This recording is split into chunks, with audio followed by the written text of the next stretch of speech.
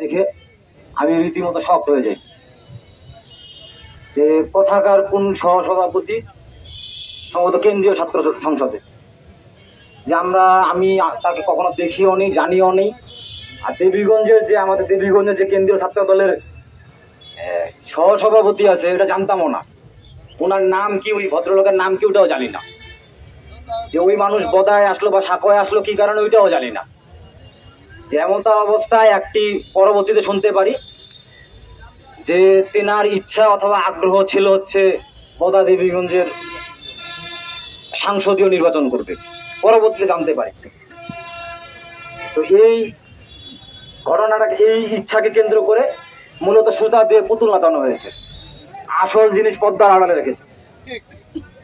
এতে বলির পাঠা করেছে আমাদের ছাত্র দলের সোনালী ফসল বদা উপজেলা ছাত্র দলের সদস্য সচিব মামুনুর জীবন ও আমার আহ্বায়ক, আমার দীর্ঘদিনের সহযোদ্ধা, বিগত ফ্যাসিস্ট স্বৈরাচার আন্দোলনের রাজপথের স্লোগান মাস্টার, আপনারা সকলেই তাকে চিনেন, নাজমুল ইমনকে আমি বাংলাদেশ জাতীয়তাবাদী কেন্দ্রীয় সংসদের প্রতি সম্পূর্ণ শ্রদ্ধা রাখে জানাচ্ছি, আপনারা আপনাদের সিদ্ধান্তকে পুনর্বিবেচনা করুন।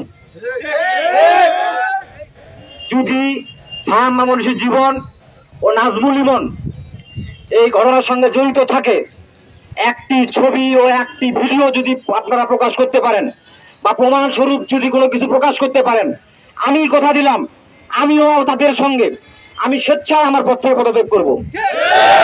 কিন্তু যদি না পারেন তাহলে এমন সাজানো সার্কাসের জন্য ওই সহসভাপতিদের বিচার আমরা কামনা করি। হয় বিচার করেন, হয় পুনর্বিচার করেন, নয় আমাদের ছাত্র দলকে আমাদের মতো করে ফিরিয়ে দিন, আমাদের রাজপথের সততাদেরকে আমাদের কাছে ফিরিয়ে দিন। রাজপথের ত্যাগ, ঘাম, রক্ত আপনারা এইভাবে ধূলিসাৎ করতে পারেন না। আপনাদের সিদ্ধান্তের কারণে আমার সহযোদ্ধার রক্ত, ঘাম, শ্রম বৃথা যেতে পারে না। আমি আবারও কেন্দ্রীয় ছাত্র দলের প্রতি সম্পূর্ণ আস্থা, বিশ্বাস এবং ভরসা রাখে সম্পূর্ণ শ্রদ্ধার সাথে দাবি জানাচ্ছি, আপনারা আপনাদের সিদ্ধান্তকে পুনর্বিবেচনা করুন।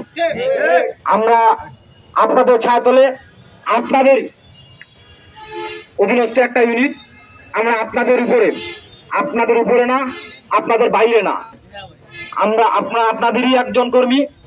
আপনারা নিশ্চয়ই আপনাদের কর্মীদের মূল্যায়ন করবেন।